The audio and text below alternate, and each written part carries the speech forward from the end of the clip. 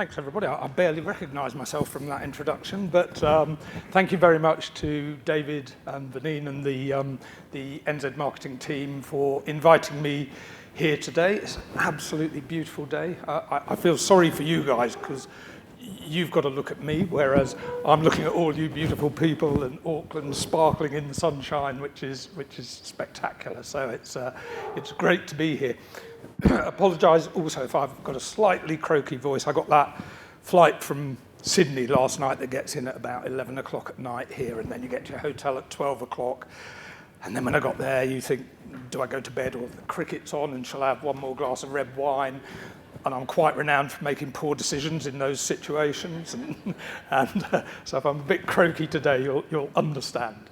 So I'm going to chat with you about some relatively new advertising to cart e-commerce insights and research that we at Kargo carried out with a couple of research partners towards the end of last year.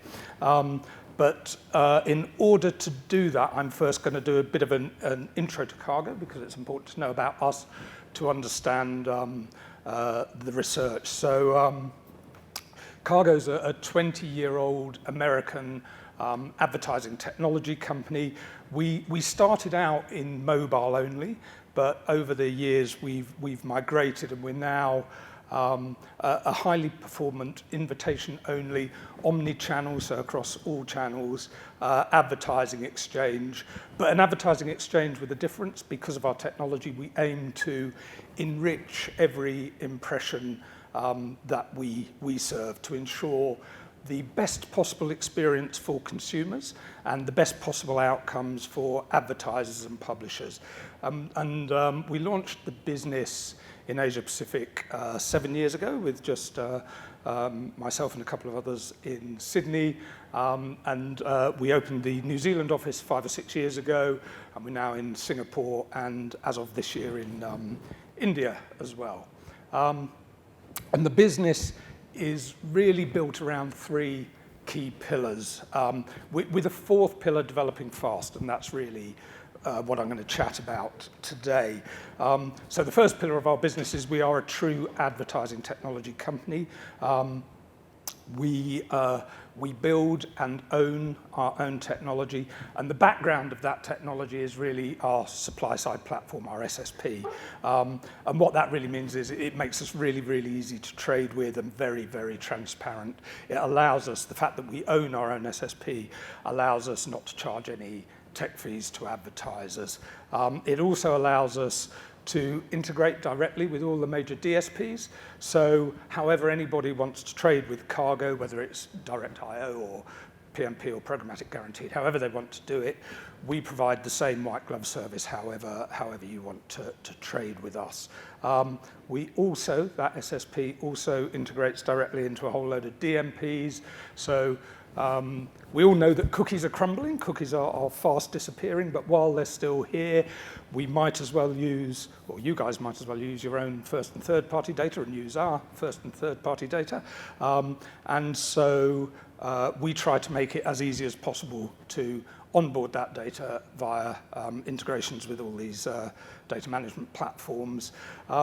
We also, and this is important for later on, we also have a cookieless contextual targeting system called Cohort Intelligence. And I will talk about that a bit more later on. It's, I'm almost loath to say this after that session before lunch, but it's AI powered.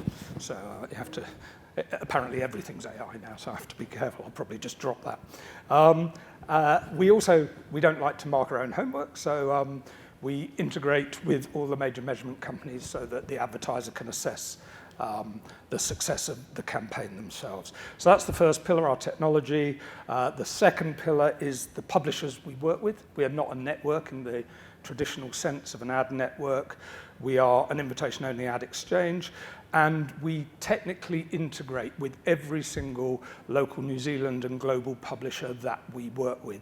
So our code sits on every page with those publishers. And that's really important because it means you don't get any of those kind of broken tags that you get with ad networks, but also because our tech is there, it allows us to enrich impressions with things like greater creative, e-commerce, and various other tech solutions that we wouldn't be able to do if our tech didn't sit on those pages. Those publishers are also, everybody says this, but they are, we only work with what we term premium publishers, and I know nobody ever stands up here and says we only work with crap publishers, but we only work with, we define premium, so we only work with publishers who create and curate their own content. And that largely means they've got an editor on the ground, and that largely means it's a very brand-safe environment for brands to advertise in. So that's the second pillar. We've got our technology, we've got our publishers, and the third pillar, and the bit we're kind of best known for, because it's the consumer-facing part of everything we do, is our creative. And we know over the years, industry research has told us all that about, on mobile devices in particular, about 70% of standard IEB banners simply aren't seen. We've trained ourselves just not to look at that bottom part of the screen where the adhesion banner is, and to read above it. So Kargo takes an advertiser's standard assets and builds very carefully researched proprietary display ad units that are aimed to captivate but never aggravate consumers, and to work really, really hard for advertisers. And we don't charge for that either, so every dollar spent with Kargo on media goes on media, not on tech or creative fees. So those are kind of the three pillars of our business. The fourth, sorry, I should also say we do that across video as well as display advertising, so we have a whole range of enhanced video opportunities. That all gives us a really highly performant advertising exchange. As I said, that combination of tech supply and creative really delivers on results for advertisers and publishers, with things like 75% viewability, less than 1% bots, invalid traffic, and very, very high brand safety. So it's a really good environment for advertisers to operate in. The fourth pillar that I mentioned at the beginning, and the bit that's most relevant for this audience, is the e-commerce. And the technology that I mentioned first up is what powers our e-commerce capabilities. Excuse me. So Kargo's really been analysing the accelerated growth in e-commerce and the changes to the consumer journey to purchase for very nearly 10 years now. We've been doing that to try and help our advertisers capitalise on the e-com boom. And to do that, we've partnered or acquired new click-to-cart technologies that allow us to drive really exciting new mobile commerce solutions that really shorten the journey from discovery to purchase, in line with the shift in consumer expectations. And I'll talk a bit more later on about that shift in expectations. So we partner two US companies in the open web called Micmac and Smart Commerce, and we integrate their technology into all our ad units.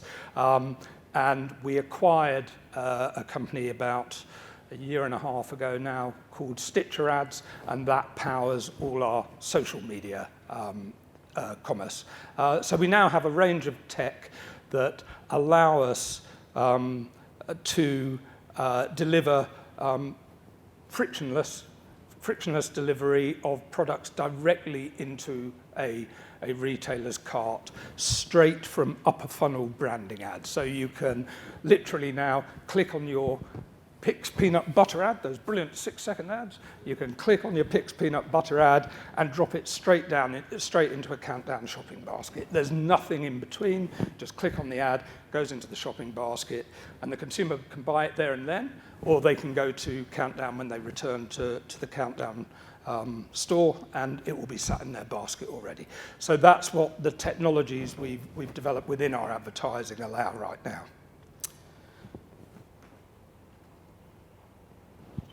So, sorry, I think yeah. So that's kind of the introduction over and done with, and we'll get a bit more into the research now. So this is really all about advertising and the changes in how consumers are using mobile display and video ads as a path to transacting with retailers. So the first thing to say, and I'm sure you know, I've heard it, you've heard it a lot today, e-commerce and social commerce are both growing exponentially the world over, and of course New Zealand is absolutely different. So Statista tell us from research earlier this year that e-commerce e-commerce revenue is set to experience nearly 13% CAGR over the next 4 years, so reaching a spend of over $10 billion US in 2027 is the expectation. And looking more broadly, Euromonitor International estimate that Asia-Pac's e-commerce sales are expected to nearly double by 2025. So that'll be somewhere around US dollars 2 trillion. I can't really count in trillions. I don't even know how many noughts there are in a trillion, but I'm sure that's a huge amount of money. And it's important to say the growth in New Zealand commerce is not just driven by a small bunch of consumers spending a whole load of money. Everyone in New Zealand is doing it, as everybody is globally, and you can see in the Statista graph there, which is why, for example, online grocery spend is projected to increase 20% this year alone. And throughout this research, we talk a lot about consumer packaged goods and FMCG, really because the research company that we used had to focus on a single vertical, a single category, and that's what they chose. But of course, all categories are experiencing this boom in e-commerce. And that is driven by the fact that 3 out of 4 shoppers are now buying at least some of their consumer packaged goods online. But as I mentioned earlier on, the modern customer journey is genuinely not linear like it once was. So I think for consumer packaged good brands in particular, and for retailers, they've really been navigating tremendous change for several years now, and it's been driven by huge increases in online consumption. And what those huge increases in online consumption lead to is a truncated path to purchase, significant decreases in brand loyalty, and diverse consumer preferences, all driven by ease of discovery. It is so easy to discover goods online now that was more difficult in past days. And all those things lead to really unique hurdles for brands in providing exceptional experiences and for keeping customers happy.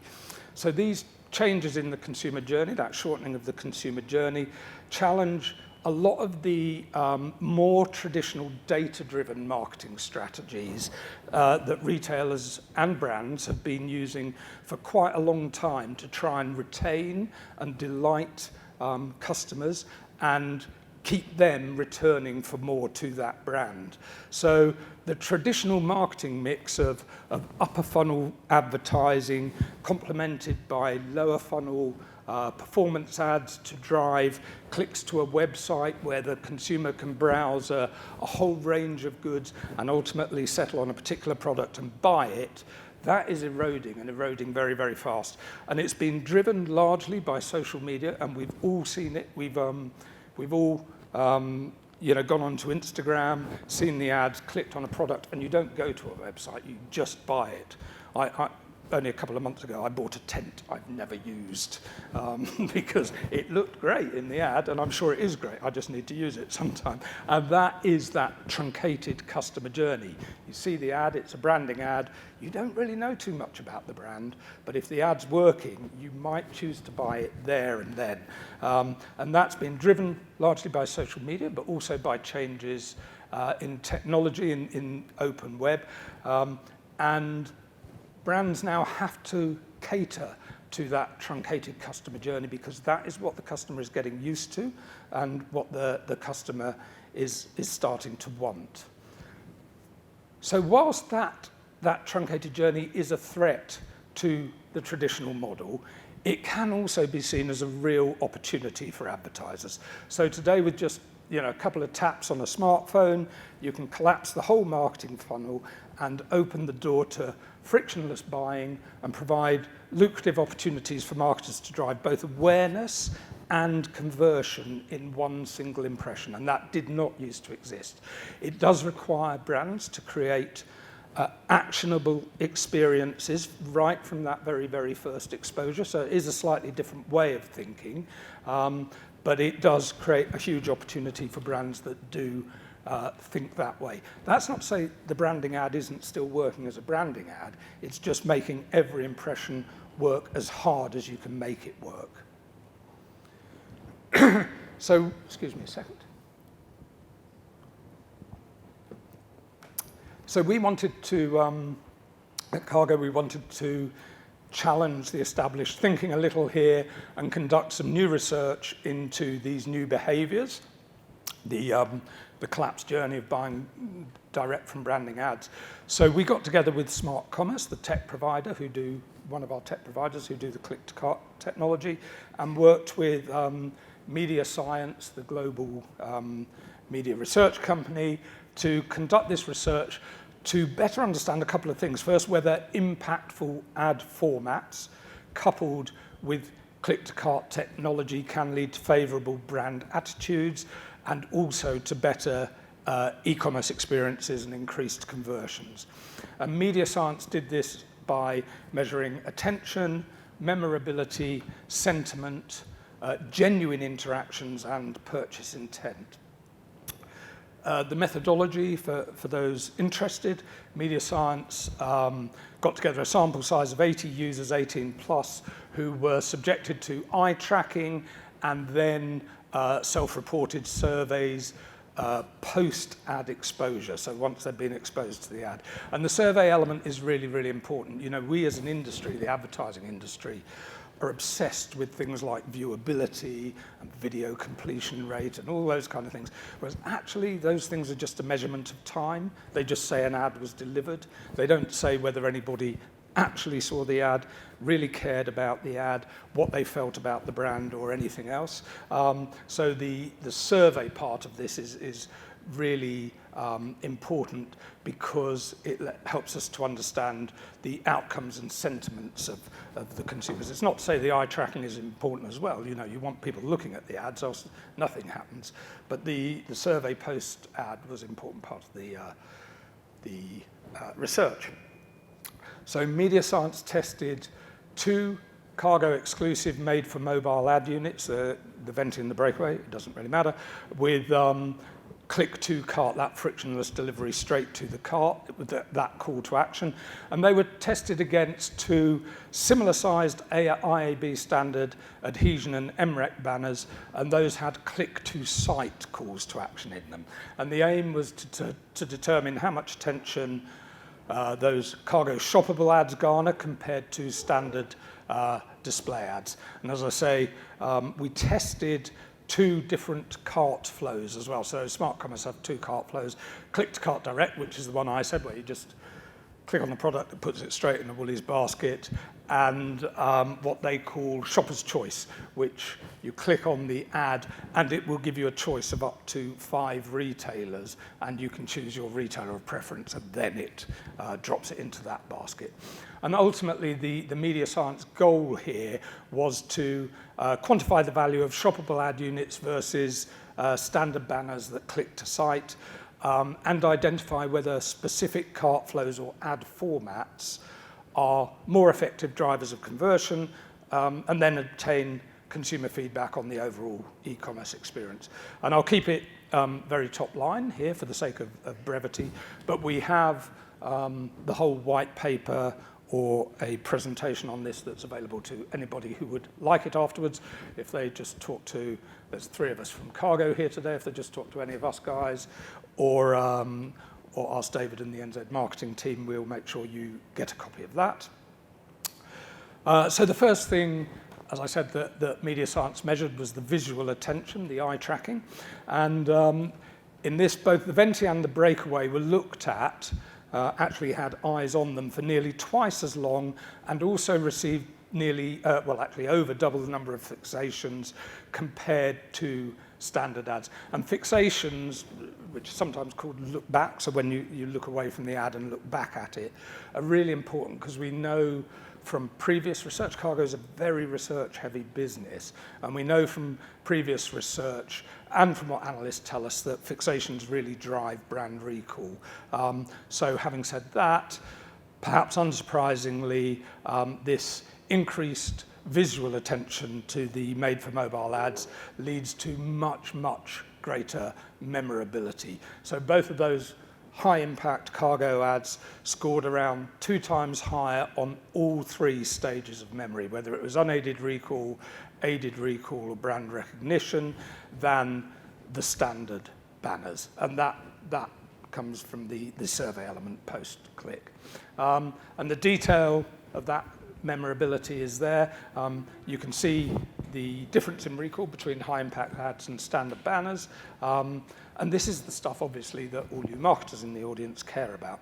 And we've been measuring and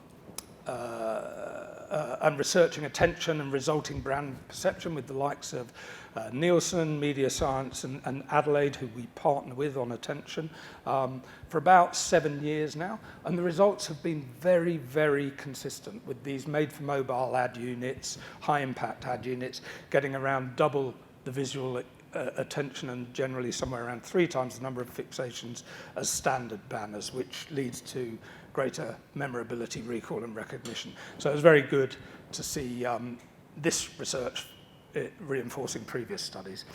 But these ads were different, and this is the third thing Mediascience looked at. They were different because they were branding ads that had that click-to-cart or click-to-site capabilities embedded within them.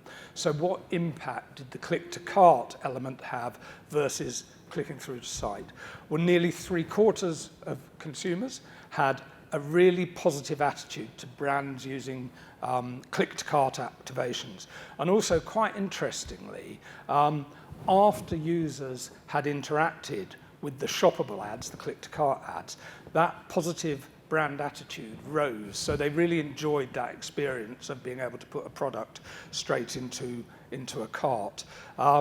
But it went down for the standard banner, as you can see from this. And this was true across both of those Kargo ad units and across both of the shoppable solutions, the Shopper's Choice and Click Direct. And that positive brand attitude directly correlated to much, much stronger purchase intent. So nearly half of the survey sampled stated they would have completed the purchase following exposure to click-to-cart and Shopper's Choice. And if you think about it, that 46 going on to 50% is an unbelievable completion rate compared to more traditional click-to-site e-commerce messages. And again, this was true across both Kargo ad units and both the click-to-cart solutions. There wasn't any real statistically significant difference.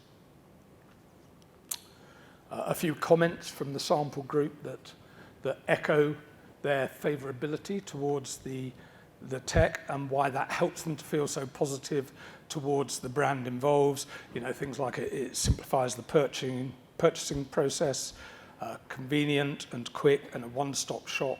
And that convenience and speed is increasingly becoming important to consumers, and it's all about that shortened journey again, and that will come up again a bit later on in this.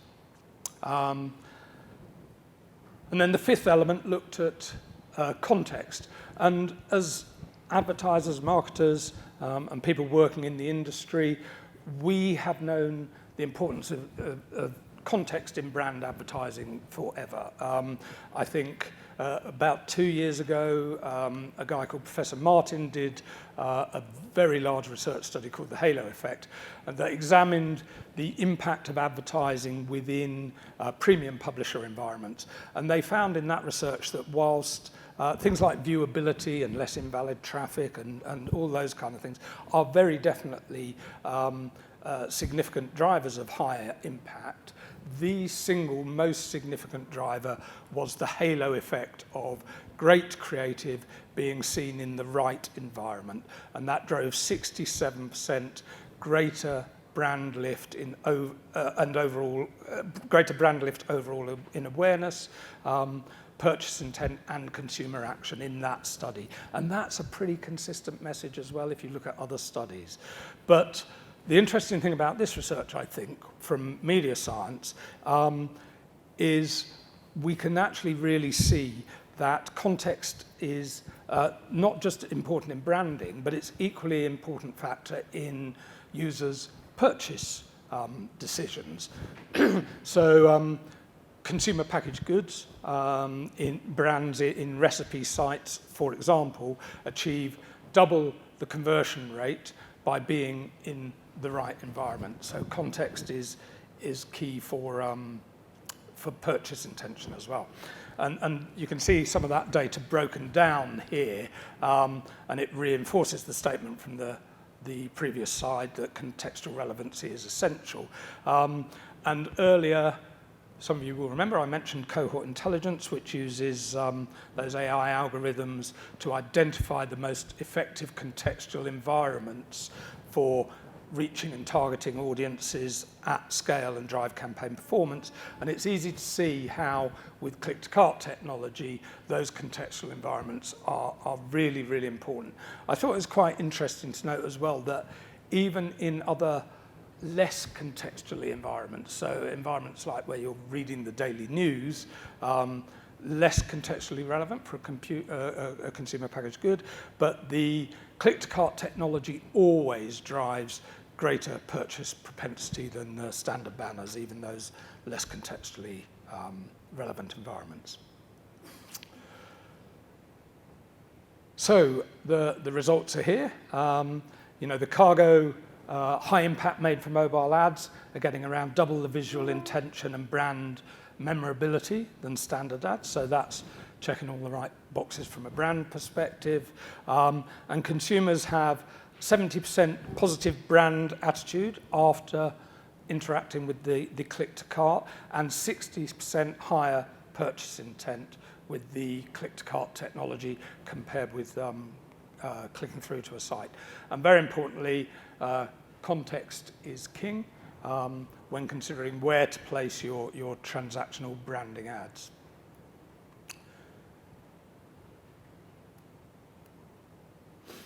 So the key takeaways, I think, are using high-impact ads that drive brand recognition and brand awareness, couple those with frictionless shopping technology, and it drives massive conversion. And in doing that, it's really important, I think, to remember those four things.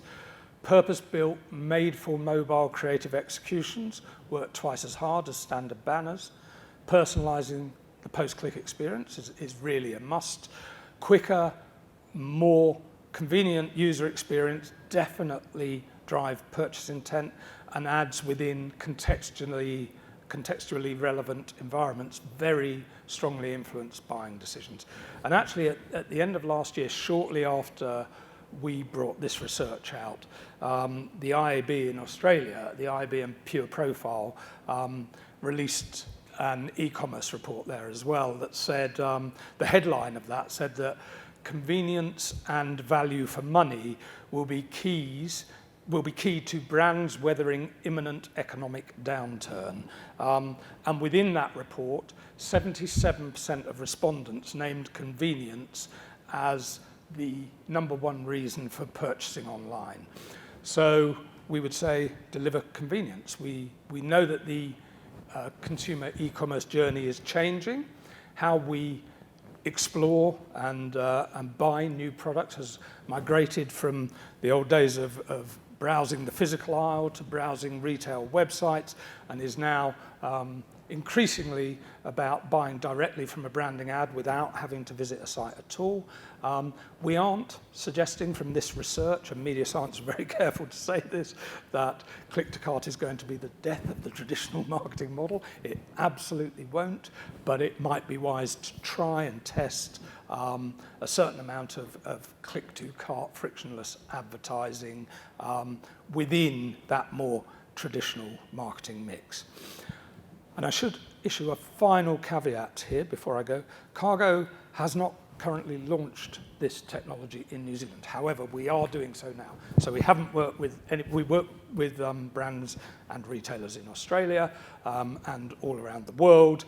We haven't done so in New Zealand, but we are doing right now. So if any retailers would like to get involved, please get in touch with myself or Lizzie. And if any brands want to get involved, please also get in touch and bring a retailer with you. That's it. As I said, the white paper is available, but otherwise, thank you all very much for listening.